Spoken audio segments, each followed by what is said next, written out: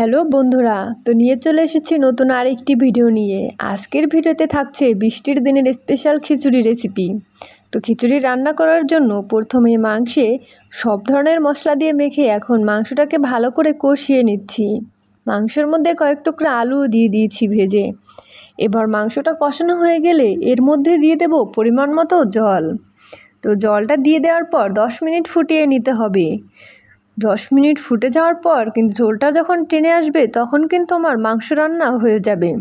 তো মাংস কিন্তু রান্না হয়ে গিয়েছে। এখন অন্যদিকে চাল ডাল ধুয়ে রেখে দেব জল ঝরাতে। এখানে কিন্তু পোলার চাল আর মুগের ডাল নিয়েছি, এখানে কিন্তু কোনো মসুর ডাল ব্যবহার করিনি। তো চাল ডালকে এখন ধুয়ে জল ঝরানোর জন্য রেখে দিয়েছি। এরপর অন্যদিকে একটি কড়াই বসিয়ে কড়াইতে দিয়ে দিয়েছি কিছুটা পরিমাণে তেল। এবার দিয়ে দেবো এর মধ্যে তেজপাতা।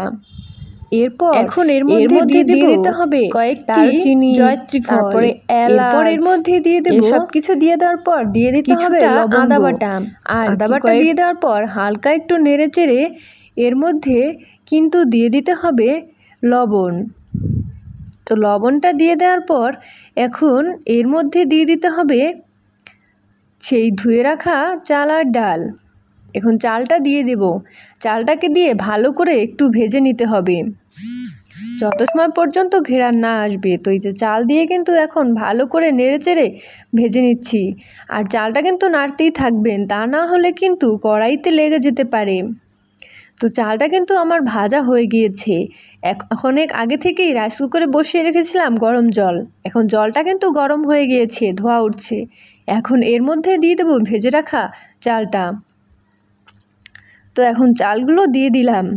দিয়ে দেওয়ার পর এর মধ্যে কিন্তু ভালো করে একটু নেড়েচেড়ে দিতে হবে।